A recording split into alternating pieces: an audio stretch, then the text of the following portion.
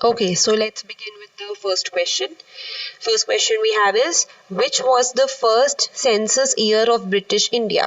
Census year का मतलब है कि ब्रिटिश इंडिया में सबसे पहली बार सेंसस कौन से ईयर में हुआ था. ठीक है. सो सेंसस का मीनिंग क्या होता है? Basically census means when each and every unit of the population is being studied. ठीक है.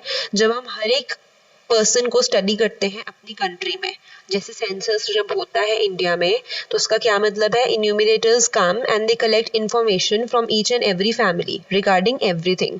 ए टू जेड वो सारी इन्फॉर्मेशन लेते हैं फैमिली से रिलेटेड. ठीक है. This is basically done to calculate the overall literacy rate and GDP, income, ये सब कुछ कैलकुलेशन करने के लिए, एंड एक ओवरऑल स्टेटस पता चलता है इकोनॉमी एंड कंट्री का. ठीक है. तो सबसे पहले ये चीज कब हुई थी? सबसे पहला जो था सेंसस वो हुआ था इन ईयर 1881.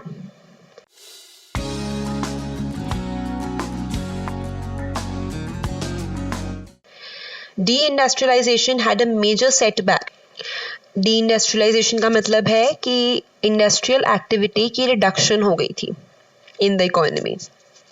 सो कौन सी इंडियन इंडस्ट्री को सबसे ज्यादा सेटबैक मिला था? सेटबैक का मतलब है सबसे ज्यादा जो कॉन्सिक्वेंसेस, जो नेगेटिव कॉन्सिक्वेंसेस बियर करने पड़े थे, वो थी हैंडीक्राफ्ट इंडस्ट्री. ठीक है. क्योंकि धीरे धीरे इंडस्ट्रियलाइजेशन कम हो गई तो हैंडीक्राफ्ट्स की डिमांड बहुत ही लो होने लग गई. राइट. ओके. एक्चुअली क्या है कि हैंडीक्राफ्ट इंडस्ट्री उस टाइम पे इतनी डेवलप्ड नहीं थी, तो इंडस्ट्रियलाइजेशन को जरा सा इफेक्ट पड़ता था तो उसका डायरेक्ट इम्पैक्ट हैंडीक्राफ्ट इंडस्ट्री को मिलता था. Coal, iron and steel, cotton, textile, ये हमें आज भी पता है कि ये थोड़ी स्ट्रॉन्ग इंडस्ट्रीज हैं. That is why. The introduction of Dash saw the drain of profits from small farmers to zamindars in Bengal. जमींदार वर्ड ही समझ आ गया कि जमींदारी सिस्टम की बात हो रही है यहाँ पे, कि इंट्रोडक्शन ऑफ जमींदारी, जैसे ही जमींदारी सिस्टम स्टार्ट हुआ तो धीरे धीरे स्मॉल फार्मर्स के सारे प्रॉफिट्स, ये जैसे स्मॉल फार्मर्स हैं, इनके के सारे प्रॉफिट्स धीरे धीरे, ड्रेन का मतलब है इनके हाथ से निकलकर जमींदार के पास चले गए. जमींदार होते कौन थे? Basically they were the people to whom land revenue was paid. ठीक है. एक फिक्स्ड पोर्शन अपने रेवेन्यू का वो इनको पे करते थे. तो एक फिक्स डेट होती थी इसकी, ये हमने डिस्कस किया था पहले भी कि इसकी एक मतलब एक प्री मेच्योरिटी डेट होती है कि हाँ इसी डेट पर ये फिक्स होता था कि पे करना ही करना है. तो धीरे धीरे इनके सारे प्रॉफिट्स जमींदार को ट्रांसफर होने लग गए. Next, a system of political and social relations between two countries of which one is the ruler and the other is the colony. तो कॉलोनी वर्ड से मुझे क्लियर हो गया. एक रूलर है, जैसे ब्रिटिशर्स थे. ठीक है. ब्रिटिशर्स थे एंड एक था इंडिया एट दैट टाइम. तो जो ब्रिटिशर्स थे हम उन्हें क्या कहते थे? एक्चुअली दे वर द, ये थी एक कॉलोनी. ठीक है. And he was the ruler. ये जो ब्रिटिशर्स थे ये रूलर थे, ये डोमिनेट करते थे इंडिया को, and India was just a colony in the hands of the British. Colony मतलब जो भी डोमिनेटेड वाली जो कंट्री होती है या जो भी पर्सन डोमिनेटेड हो रहा है उसे हम कॉलोनी बोलते हैं. ठीक है. जिसके ऊपर कोई और अपना रूल कर रहा है. ठीक है. सो ये कॉलोनियलिज्म था जो उस टाइम पे प्रैक्टिस होता था when India was not free. जब इंडिया के पास फ्रीडम नहीं थी, India was under the hands of the Britishers, तो वो कंप्लीटली इसे रूल करते थे. ये सिर्फ एक पपेट थी इन the hands of Britishers. Read the following statement below and choose the correct alternatives. तो इसमें let's see. Before the advent of British rule, Kings and nawabs protected the handicraft industry. सही बात है. उस टाइम पे Kings and nawabs ही होते थे जो किसी भी टाइप की इंडस्ट्रीज को प्रोटेक्ट करते थे. जो थोड़ी स्ट्रॉन्ग नहीं है उन्हें भी प्रोटेक्ट करते थे. Handicraft industries were a source of revenue for the Kings. Actually इनको प्रोटेक्ट इसलिए किया जाता था, किंग्स इन्हें इसलिए प्रोटेक्ट करते थे बिकॉज किंग्स का अपना बेनिफिट होता था, उन्हें हैंडीक्राफ्ट इंडस्ट्रीज में से रेवेन्यू मिलता था. Okay. So this is both are correct. The British rule in India lasted for almost how many centuries? यहाँ पे ऑलमोस्ट वर्ड लिखा है, that means you will not go into details, आपको सिर्फ एक नॉर्मल बताना है कि ऑन एन एवरेज 2 सेंचुरीज के लिए ब्रिटिश रूल था इंडिया में। The use of HIV seeds requires availability of what? सबसे पहले तो HIV होता क्या है? I hope we all are aware of HIV, that is high yielding variety, high yielding variety, ठीक है, इन सीड्स को हम बोलते हैं। अब ये HIV सीड्स बेसिकली क्या है? जो एक मॉडर्न काइंड ऑफ सीड्स हैं जो इंट्रोड्यूस किए गए हैं जिनसे यील्ड बढ़ जाती है। अगर हम इन सीड्स को सो करते हैं तो हमारी जो एग्रीकल्चर यील्ड होती है दैट इज कंपैरेटिवली हाई, क्योंकि इनके नेम में ही ये चीज़ लिखी है कि दे रिजल्ट इन हाई यील्ड। अब इनकी availability, the use of HIV seeds requires the availability. अगर हम HIV सीड्स को यूज कर रहे हैं देन कौन सी चीज़ों की रिक्वायरमेंट पड़ेगी हमें? एक तो रेगुलर सप्लाई ऑफ वाटर, ठीक है, वाटर की सप्लाई रेगुलर चाहिए हमें अगर हम ये सीड्स को यूज़ कर रहे हैं। Use of pesticides and fertilisers in correct proportion. अब ये यहाँ पे इंपॉर्टेंट चीज़ है, करेक्ट प्रोपोर्शन मतलब कोई भी चीज़ अगर हम एक्सेस में यूज़ कर रहे हैं दैट इज़ ऑलवेज हार्मफुल। तो अगर पेस्टिसाइड और फर्टिलाइजर भी हम बहुत ज़्यादा एक्सेस में यूज़ करेंगे then that is also harmful. तो एक कॉन्स्टेंट प्रपोर्शन में ज़रूरत होती है इन्हें, पेस्टिसाइड्स एंड फर्टिलाइजर्स की भी। That means option number A and B is my correct answer, क्योंकि यहाँ पे दोनों ही ठीक है, राइट? ये 3 टिक देख के कंफ्यूज मत हो जाना, आई विल इरेज देम। मेरा correct answer option number C है। इन अ कैपिटलिस्ट इकोनॉमी, अब सबसे पहले तो अगर इन्होंने इकोनॉमी की बात करी है then first I would like to explain the meaning of capitalist economy. Capitalist economy का मतलब होता है जिसमें the main power is with the government of the country, ठीक है। यहाँ पे एक मोनोपोली पावर होती है, मतलब एक पर्सन है, वो फिर गवर्नमेंट हो या कोई भी पर्सन हो, what I want to say is when the power is in the hands of a single person या single government you can say, ठीक है, जहाँ पे सोसाइटी को वो राइट्स नहीं दिए जाते हैं। तो क्या in a capitalist economy goods and services are distributed on the basis of what people actually need? ऐसा कुछ नहीं है। एक्चुअली कैपिटलिस्ट इकोनॉमी में हम ये नहीं देखते थे कि लोगों को क्या चाहिए, ठीक है। कैपिटलिस्ट इकोनॉमी में ये देखा जाता है कि अब यहाँ पे मैं एक बार नेक्स्ट भी पढ़ लेती हूँ। In a socialist economy goods and services are distributed on the basis of purchasing power. तो यहाँ पे my answer is both are incorrect. Now let's study them. Capitalist मैंने आपको बताया एक मोनोपोली पावर होती है, और what people actually need is basically seen in the socialist economy, क्योंकि सोशलिस्ट इकोनॉमी का मतलब होता है जब हम सोसाइटी के बारे में सोच रहे हैं, लोगों को क्या चाहिए हम उसके बारे में सोच रहे हैं। तो सोशलिस्ट का मीनिंग यहाँ पे ऊपर दिया हुआ है, ये बेसिकली सोशलिस्ट इकोनॉमी की डेफिनेशन है, ठीक है। सिमिलरली अगर वो पूछ रहे हैं सोशलिस्ट इकोनॉमी में गुड्स और सर्विसेज हम उनकी परचेजिंग पावर की बेसिस पे देखते हैं, नो, इसमें हम उनके बारे में सोचते हैं। तो ये कैपिटलिस्ट की डेफिनेशन है, कैपिटलिस्ट इकोनॉमी, राइट। क्योंकि कैपिटलिस्ट इकोनॉमी में ये देखा जाता है कि जो पर्सन बहुत ज़्यादा अर्न कर रहा है उसे हम उतने ही गुड्स एंड सर्विसेज महंगे देंगे, उन्हें हम डिस्ट्रीब्यूट करेंगे उनकी परचेजिंग पावर के अकॉर्डिंग, उनसे ज़्यादा से ज़्यादा निकलवाने का ट्राई करेंगे। सो ये जो हम मोटिव्स लेकर चलते हैं, इन्हीं मोटिव्स पे डिपेंड करती हैं हमारी different kinds of economies. Fine, okay. Next is आपको मीनिंग पूछ रहे हैं सब्सिडी का, economic planning, modernisation and self reliance. अच्छा, मीनिंग भी नहीं, यहाँ पे उन्होंने बोला आपको करेक्ट मैच्ड पेयर करना है। तो बेसिकली हमें मीनिंग ही पढ़ना है इन चारों में से एंड बताना है इनमें से करेक्ट पेयर कौन सा है। Let's begin.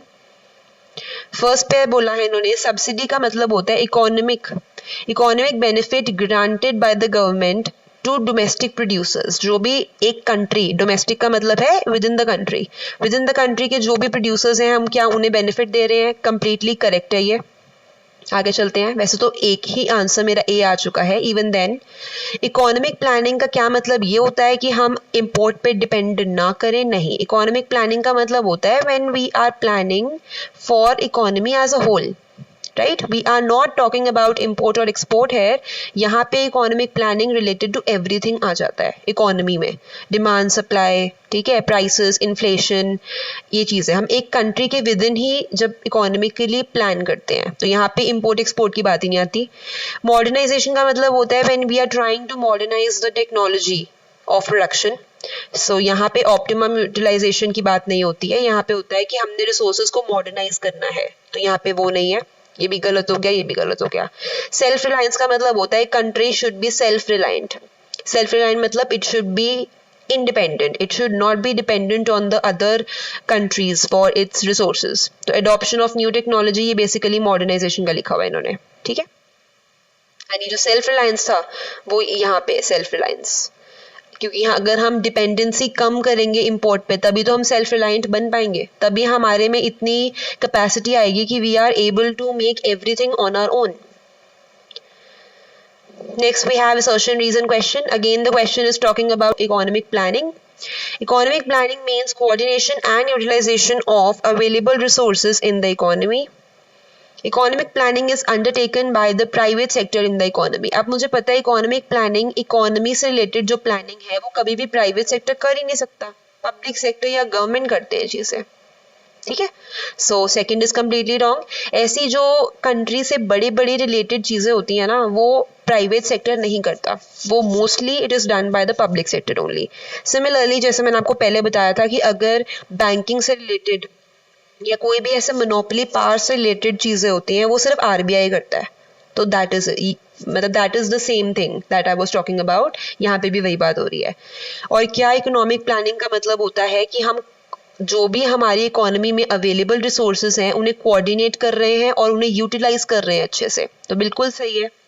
A is true and R is false. Economic planning का मतलब यही होता है, मैंने आपको बताया ना, डिमांड करना, जितने रिसोर्सेज हैं उतने अकॉर्डिंग डिमांड करना, ठीक है, डिमांड ज्यादा ना करना, सप्लाई भी ज्यादा ना करना, तो यूटिलाइजेशन अच्छे से करना। सो ये सब चीजें आ जाती हैं इन इकोनॉमिक प्लानिंग।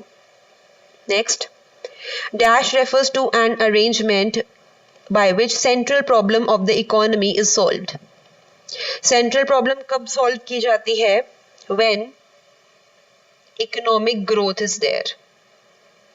ठीक है, economic growth होगी तो जो भी central problems हैं, central problems they can say like how to produce, for whom to produce, ठीक है, या फिर central problems में हम और क्या ले सकते हैं? We can talk about unemployment, right, we can talk about GDP. तो ये सारी प्रॉब्लम्स हम कैसे सॉल्व कर सकते हैं? जब इकोनॉमी हमारी ओवरऑल ग्रो करेगी तो डेफिनेटली हमारी प्रॉब्लम सॉल्व हो ही जाती हैं, ठीक है। Next, following the new economic policy which sector mainly drives the growth of Indian economy. अगर हम न्यू इकोनॉमिक पॉलिसी को देखें तो कौन सा सेक्टर आजकल हमारी इंडियन इकोनॉमी को बहुत अच्छे से ग्रो कर रहा है? वो है सर्विस सेक्टर, ठीक है। धीरे धीरे सर्विस सेक्टर जब इंडिया में ग्रो होना स्टार्ट हुआ, now what is included in service sector? Insurance, ठीक है, बैंकिंग, ट्रांसपोर्टेशन में फिर एयरवेज, रोडवेज, रेलवे सब कुछ आ जाता है। सो ये है मेरी कुछ काइंड्स ऑफ सर्विसेज हैं, ठीक है। तो कौन सा सेक्टर ड्राइव करता है the growth of Indian economy? आजकल सर्विस सेक्टर काफी ज्यादा पीक पे है। सो ये सर्विसेज अगर हम देखें, हम में से ऐसे बहुत ही ज्यादा कम परसेंटेज ऑफ पीपल होंगे who have not availed these services till now. So definitely we all are availing these services at a very frequent rate. So definitely ये सर्विसेज बहुत ज्यादा इंपॉर्टेंट हो गई हैं अब in the growth of Indian economy. Tax reforms are concerned with the reforms. अब tax reform की बात हो रही है, ये किसके साथ कंसर्न्ड है? With the government dash, with the government dash and dash policies, अच्छा, which are collectively known as fiscal policy। हमने पहले बात करी हुई है, हमारे पास टू काइंड्स ऑफ पॉलिसीज होती हैं। एक अगर हम अपनी कंट्री को देखें, one is monetary and one is fiscal, ठीक है।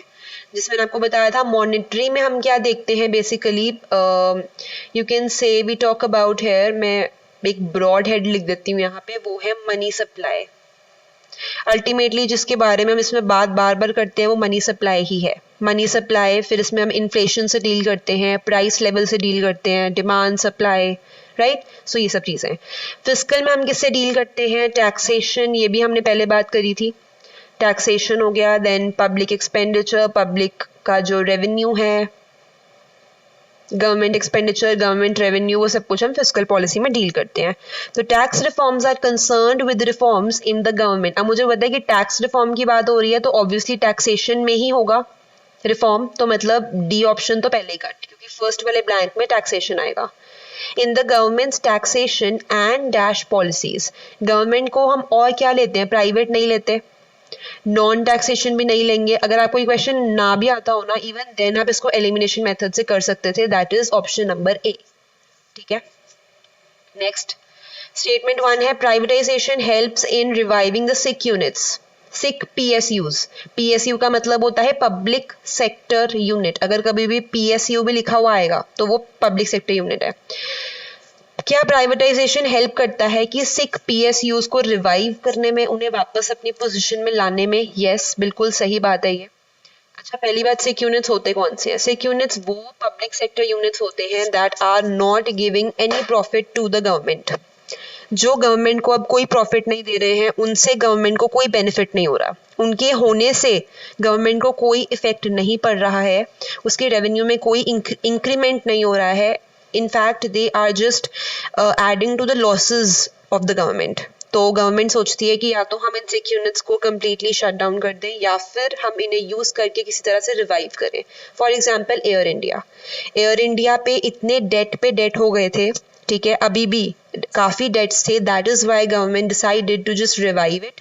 या तो उसको डिसइन्वेस्ट कर देते हैं, सेल कर देते हैं, या फिर उसको रिवाइव कर देते हैं। तो रिवाइव का मतलब होता है उसमें फिर से लाइफ लेकर आना, ठीक है, सो दैट वो फिर से कंप्लीटली वर्क करने लग जाए। So here social welfare was concern of privatisation. ये तो बिल्कुल ही उल्टी स्टेटमेंट लिख दी इन्होंने। एक्चुअली प्राइवेटाइजेशन का जो मेन कंसर्न होता है, प्राइवेट सेक्टर जो होता है वो मेन वर्क करता है फॉर द प्रॉफिट्स। ये हमें वैसे भी पता है, अगर हम अपने नॉर्मली भी लाइफ, डेली लाइफ में भी देखें तो जैसे प्राइवेट स्कूल्स हैं, प्राइवेट हॉस्पिटल्स हैं, they are only working for profits. Social welfare जो कंसर्न है वो बेसिकली किसका है? पब्लिक का, पब्लिक सेक्टर्स का, या फिर यू कैन से कि गवर्नमेंट का, ये मेन है। पब्लिक सेक्टर फिर भी देखते हैं, लोगों के सोशल वेलफेयर के बारे में बात करते हैं, but privatisation is all about profits. So here we can say that statement 1 is true and statement 2 is false. That is option number C. What was the immediate crisis India was facing in the beginning of 1990s? 1990s जब start हुए, 1991, 2, 3, तो कौन सी problems India face कर रहा था? पहले तो inflation, मतलब प्राइस राइज होना। डेट ट्रैप का मतलब है डेट के ऊपर डेट। जैसे सपोज गवर्नमेंट ने एक बोरोइंग करी, उसके इंटरेस्ट को पे करने के लिए एक और बोरोइंग कर ली, फिर उस अमाउंट को, पिछली वाली बोरोइंग को पे करने के लिए एक और बोरोइंग कर ली। तो धीरे धीरे गवर्नमेंट जो है वो इस ट्रैप में फंस जाती है डेट के, डेट पे डेट उन पे आता जा रहा है। So this is debt trap. And foreign exchange crisis की फॉरेन एक्सचेंज बहुत ही कम है, एंड ऑल्सो रुपी की वैल्यू डी वैल्यू होती जा रही है। So all is the answer. Dash sector remain stagnant during the reforms. कौन से सेक्टर को फर्क नहीं पड़ा रिफॉर्म्स के टाइम पे? That is the primary sector. Primary sector कौन सा होता है? विच इज रिलेटेड टू, जो इसमें मेन फंक्शंस आ जाते हैं जैसे मैन्युफैक्चरिंग, ठीक है, तो प्राइमरी सेक्टर को फर्क नहीं पड़ा। सेकेंडरी एंड टर्शरी फिर भी अफेक्ट होते थे। टर्शरी में तो आ जाती हैं other services and other things, secondary में आइटम्स आ जाती हैं which are not included in the primary sector. For example, so secondary sector में हम बेसिकली क्या लेते हैं? काइंड ऑफ प्रोसेसिंग सर्विसेज हो गई, या फिर मैन्युफैक्चरिंग सर्विसेज हो गई। एक्चुअली प्राइमरी में हम लेते हैं रॉ मटेरियल्स। जो मैंने मैन्युफैक्चरिंग वर्ड बोला है वो दोनों में आता है, बट एक्चुअली दोनों सेक्टर्स जो है वो एकदम कनेक्टेड है। यहाँ पे हम रॉ मटेरियल्स की अगर मैन्युफैक्चरिंग कर रहे हैं तो यहाँ पे आगे के प्रोसेसेस होते हैं, जैसे कि प्रोसेसिंग, उनको आगे प्रोसेस करना, ठीक है। सो ऐसे ये दोनों सेक्टर्स रिलेटेड होते हैं। तो ये वाला जो सेक्टर है ये स्टेगनेंट रहता था। स्टेगनेंट का मतलब है कांस्टेंट रहता था, इसमें ज्यादा कोई फर्क नहीं पड़ता था, right. Navratna policy of the government was adopted as one attempt to. ये पॉलिसी क्यों अडॉप्ट करी गई थी? To improve the efficiency of PSUs. अब हमें पता है कि पब्लिक सेक्टर यूनिट्स उस टाइम पे बिल्कुल भी बहुत ऐसे पब्लिक सेक्टर यूनिट्स होते हैं that are becoming sick units gradually, और they are becoming inefficient as compare to other units, ठीक है। तो उनकी कंडीशन को इम्प्रूव करने के लिए नवरत्ना पॉलिसी को लाया गया था by the government. Under national economic policy role of RBI shifted from that. ये मैंने आपको पहले भी बताया हुआ है, आरबीआई का रोल कभी शिफ्ट नहीं हुआ कि वो ये से ये बन गया। ऐसा कह सकते हो कि हाँ दोनों बन गया, बट ऐसा नहीं है कि इसमें कोई शिफ्ट हो रहा था रोल। दैट मीन्स मेरा ए तो फॉल्स है। Now market forces decide interest rate, structure, volume and pattern of investment, ये तो ठीक है। जैसे अब हम गोल्ड के रेट्स चेक करते हैं, हम शेयर मार्केट को देखते हैं, तो ये कौन डिसाइड करता है आजकल? Demand and supply he decide होती है, ठीक है। अगर एकदम से किसी भी चीज की डिमांड बढ़ गई तो उस कंपनी के शेयर प्राइसेस ऑटोमेटिकली राइज हो जाते हैं, ठीक है। किसी की अगर डिमांड बहुत ही कम हो गई तो लाइक वाइस वर्सा। तो ये मार्केट फोर्सेस पे आजकल डिपेंड करते हैं। After partition fertile land for food production went to Pakistan. अच्छा, आपको करेक्ट मैच्ड पेयर बताना है अगेन। ये 4 पेयर्स हमें गिवन है, so we need to check. तो after partition fertile land for food, मतलब कि पार्टीशन के बाद जब इंडिया और पाकिस्तान अलग अलग हो गए थे तो क्या सारा फर्टाइल लैंड पाकिस्तान में चला गया? इसको जमींदारी बोलते हैं? नहीं, इनके बीच में कोई लिंक ही नहीं है। Next, after partition fertile land for jute production went to East Pakistan, created shortage of raw material. तो ये भी हमारा गलत है। ऐसा कुछ नहीं है कि फर्टाइल लैंड पूरा का पूरा पाकिस्तान में चला गया था। Owner of land under land settlement system created shortage of food grain. Sense ही नहीं बन रही यहाँ पे हम लैंड की बात कर रहे हैं, ठीक है, ओनर ऑफ लैंड, और यहाँ पे हम पता नहीं फूड ग्रेन्स की बात कर रहे हैं। सो आपको ये भी देखना है कि दोनों ऑप्शंस रिलेटेड होने चाहिए। Due to commercialisation of agriculture farmers were expose to uncertainty of the market. Now this is the correct option.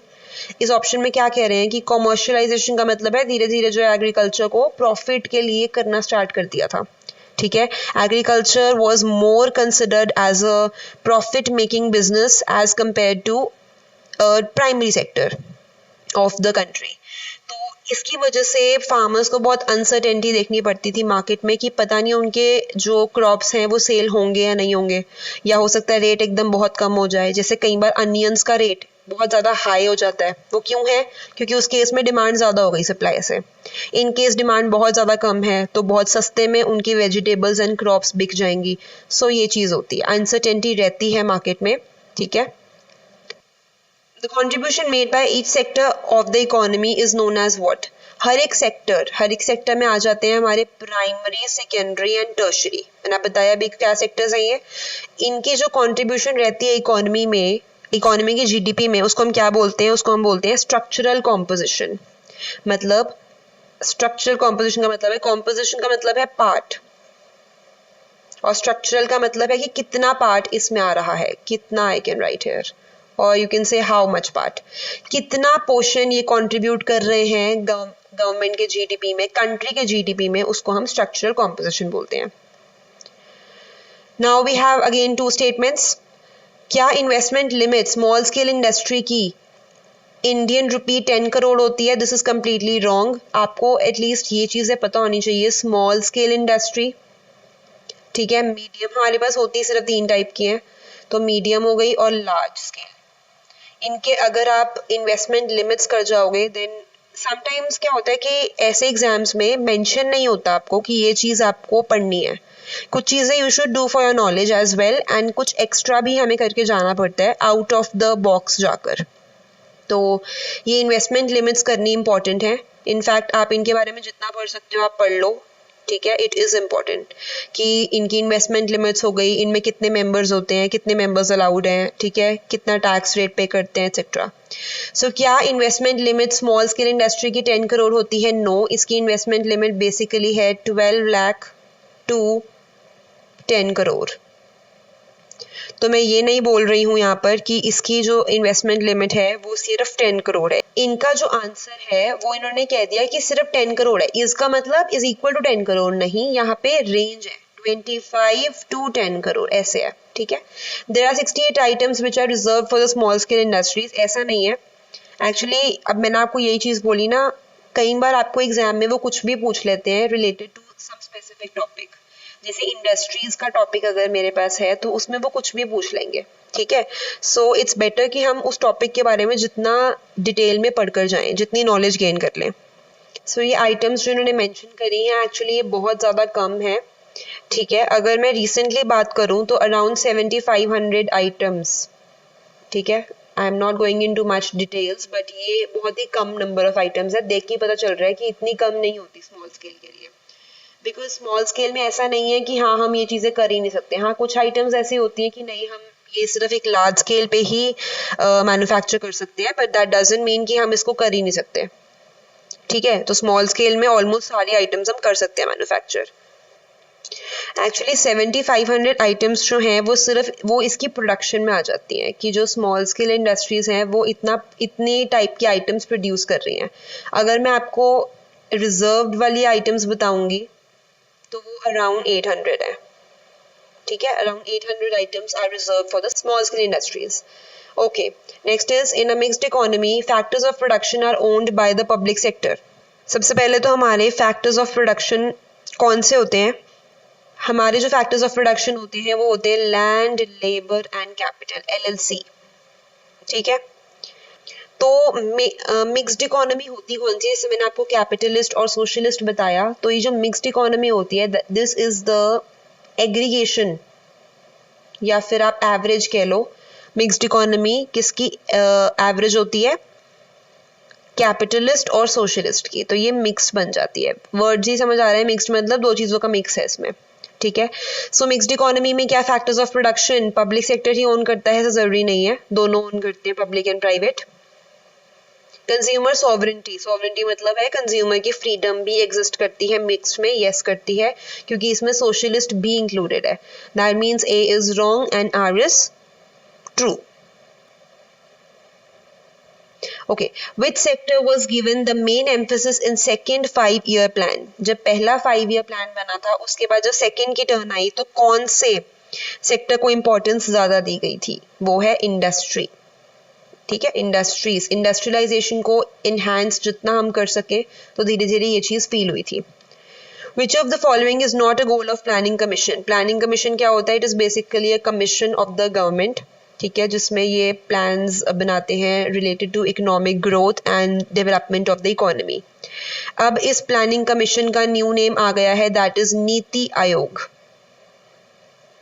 सो कई बार क्या होता है हमें ये करंट चीजें भी पता होनी चाहिए, ये नीति आयोग के नेम से अब हम इसको जानते हैं, राइट। तो अब प्लानिंग कमीशन वर्ड यूज नहीं करते। अब ये नीति आयोग की फुल फॉर्म क्या है? नीति की फुल फॉर्म है नेशनल इंस्टीट्यूशन फॉर ट्रांसफॉर्मिंग मतलब एकदम चेंज कर देना, ट्रांसफॉर्मिंग इंडिया। तो अब प्लानिंग कमीशन की जगह नीति आयोग आ गया था 2015 में, ठीक है, 2015 में गवर्नमेंट ने इसको इंट्रोड्यूस किया था कि हम इसके स्कोप को इंक्रीज कर देंगे, प्लानिंग कमीशन के स्कोप को, एंड इसे नीति आयोग के नाम से आगे से we will use it, right. So इनमें से कौन सा फंक्शन नीति आयोग का या फिर प्लानिंग कमीशन का नहीं है? That is resource conservation. इसमें मैंने आपको बताया इकोनॉमी की बात करते हैं, इकोनॉमी में इक्विटी बहुत इंपॉर्टेंट है और इम्पोर्ट्स पे डिपेंड होना इंपॉर्टेंट नहीं है, तो सेल्फ रिलायंस होना इंपॉर्टेंट है। इसमें रिसोर्सेज को कंजर्व करना, ट्रीज वगैरह कट करना करना वो सब इसमें नहीं आता। इसमें मैंने आपको बोला सिर्फ इकोनॉमी से रिलेटेड बातें होती हैं, right. Spectacular growth in the dash sector was visible after 2000 year के बाद। अब इसमें ना कई बार क्या होता है, मैंने ये क्वेश्चन सपोज नहीं पढ़ा, मुझे आता ही नहीं है, ठीक है, मैं यहाँ पे आइडिया क्या लगा सकती हूँ, 2000 is a recent point. See if they are talking about 1880s या फिर वो 1990s की बात कर रहे हैं, दैट मीन्स वो काफी पुरानी बात कर रहे हैं। अगर वो 2000 की बात कर रहे हैं फिर भी थोड़ा रिसेंट है कंपैरेटिवली। और रिसेंटली मैंने आपको अभी बताया, रिसेंटली हम किस पे ज्यादा एम्फोसाइज करने लग गए आजकल? सर्विसेज पे। जिन सर्विसेज को का पहले हमें पता भी नहीं होता था, अब हम उन्हें बहुत ही फ्रीक्वेंटली यूज करते हैं। इंडस्ट्रीज हमें पहले ही पता है कि प्लानिंग कमीशन में 1990s में ही आ गई थी। सोशल मतलब सोसाइटी का ध्यान रखना, वो तो चलो स्टार्टिंग से ही है, लेकिन सर्विसेज हमारा थोड़ा सा एक recent and a modern point है। So this is my answer, right. So I hope you have understood all the questions.